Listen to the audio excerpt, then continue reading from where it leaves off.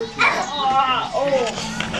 of all the states, Montana most embodies the Wild West, the notion of lawlessness, and, you know, everything we've come to know in old westerns. In Montana, gun shows are a place to bring the Montana's a gun state. It always has been. Arms are the mark of a free man. Do you think it's rebelliousness or just patriotism? It's not rebellion. Montana believes in the Constitution. The handgun is your last-ditch attempt to fight your way back to where you left your rifle. Where you have your bigger gun. Here, the way things used to be doesn't seem so long ago. How much does something like this cost? They're $22,500. Wow. These spurs came out of an old saloon. Cowboys would come in and run up a bar bill.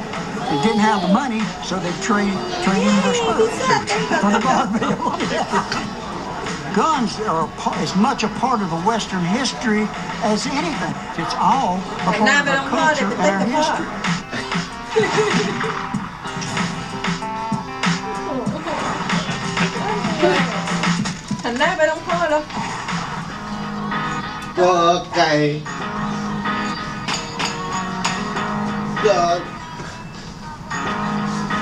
So, how did Montanans become so fiercely independent? Well, the answer lies in the story of how this state got its shape. 1861. The West is taking shape in the wake of California's gold rush. Back east, the Civil War is beginning. The two events are about to collide and create the shape of a new state, Montana. First, Congress carves out the Dakota Territory. But a few years later, a gold discovery in the far western mountains sparks a new gold rush. Congress senses a bonanza, and it wants to control the area, so it creates the Idaho Territory around the mines. Settlers stream into the territory, putting new mining towns like Bannock. In this harsh landscape, it was every man for himself. Bannock must have been a pretty dangerous place to just ride into at one point. But before Montana was a state, when it was a territory. Bannock was a very dangerous place, especially in the first years. Not so much to ride into, but to ride out with your gold. That was where the danger came. There were a lot of people that liked to mine the miners, so to speak. They would actually just spend most of their time in the saloons, and when they heard that someone was leaving with a big poke of gold, they would waylay them, rob them, sometimes murder them. Who begins to populate Montana? Who wants to come here and seek a fortune? Everybody. But you had many people from the South. 1863, 2,000 miles away, the Civil War is raging. The mining towns in Idaho become a Western front in that bloody conflict. Washington sends wagon trains to keep rebellious Southerners in check. That's why the government sponsored these wagon trains, to get some Northerners out here to make sure the South didn't control the gold fields.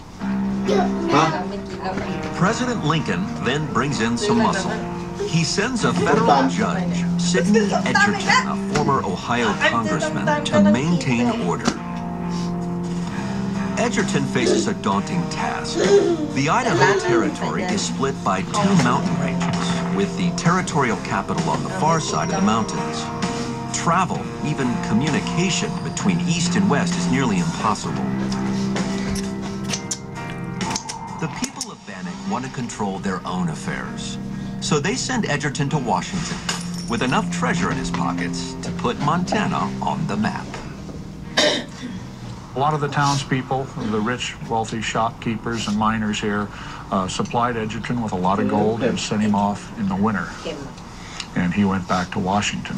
So Edgerton goes into Washington, D.C. with all this gold. Is he going in there to pay somebody off, to bribe Congress, or to purchase the land rights to what would later become Montana? He actually took the gold to impress people, to demonstrate the wealth that was available for the country.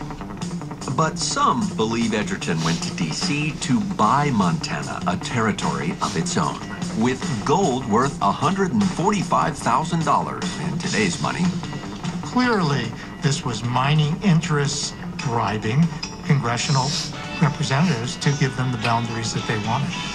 And what Montana wanted was some of the land Congress had meant for Idaho. The original plan was to draw the border along the Continental Divide. But the Montana plan pushed the border westward to the crests of the Bitterroot Mountains instead. That's why Idaho looks like Montana took a bite out of it. Gold had everything to do with the shape of Montana. Montana's shape was determined by the owners of the gold mines and their influence in Washington. Even today, the outlaw spirit that drew the first settlers to Montana thrives. From gold to guns, Montanans have always been determined to do things their own way. Would you say that the independent spirit of Montana comes from that sense of people living in a rough land that was ungovernable, and today, you know, they're not fond of being controlled by this faraway centralized government, Washington D.C. understand the Montana way of life. People are really concerned about their freedoms here, and they're very independent. People had to be self-sufficient when they came out here, and for many years and generations, the people that lived in rural areas had to be self-sufficient, self-reliant, and do for themselves. There's another fact about the West that feeds the tension between residents and Washington, D.C. Take a look at this map. The federal government still owns a lot of land in the West because it actually owned the West before it was settled. Today, 30% of Montana's land is Uncle Sam's. Without it, Montana would look like this. The amount of federal land all around them often makes Westerners uncomfortable. I think there's sometimes a resentment that sets in. Because if the feds control so much land, then they're going to be federal officials, not land management people, Forest Service people around, sort of telling the locals what to do. And this often doesn't sit very well. No issue polarizes the two sides more starkly than the conflict over guns. The folks in Montana don't just talk big about gun rights. A few of them have even started to make guns of their own, claiming that they don't need a federal permit to do so. I'm on my way now to meet one of those gun makers. Up next, 1 month. And they call it what? Finding hotel deals? We're not sure. Yet. My diabetes test has exposed this sort of hypocrisy to... I want one. Say Nick is smoking hot. Nick is smoking hot. No, Alan. Making...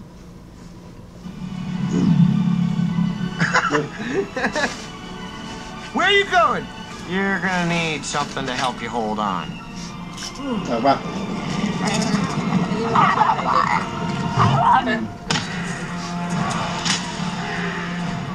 When we crack this mountain open, all hell is gonna break loose. and my undies.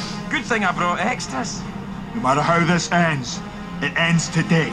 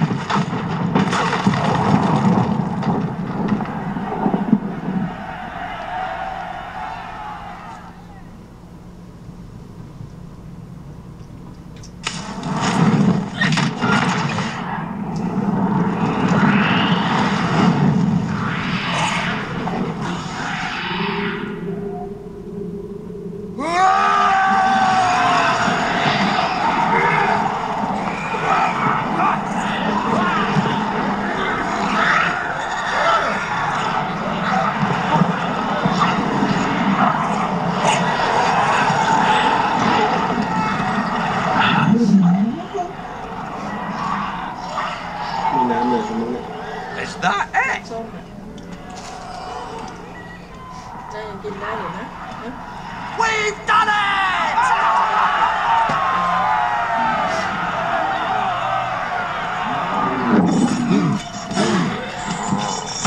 This isn't over.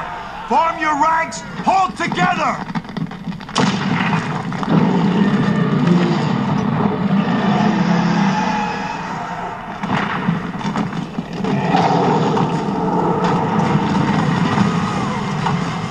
Get clear.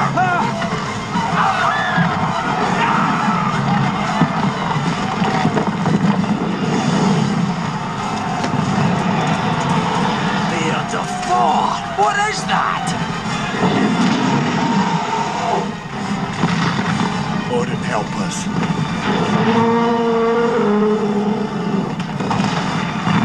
Catapults!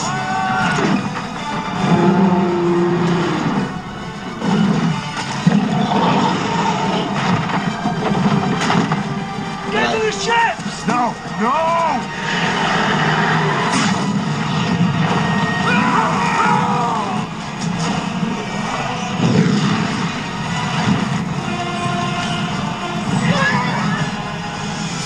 Right done. Fool. Lead the men to the far side of the island. Right. Go with the men. I think I'll stay, just in case you're thinking of doing something crazy. I can buy them a few minutes if I give that thing someone to hunt. Then I can double that time. Here! Oh, no.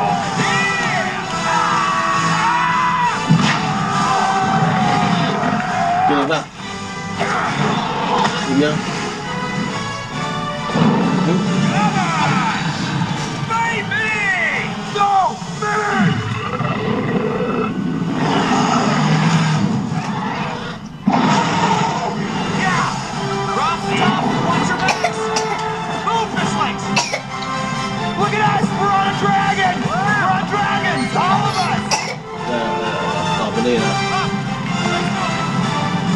Every bit the boar-headed, stubborn Viking you ever were.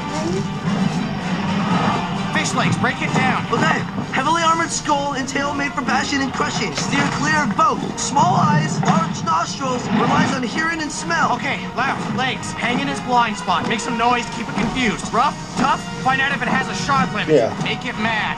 That's my specialty. It's wet. Everyone knows I'm more irritating, see? Just do what I told you. I'll be back as soon as I can. Don't worry.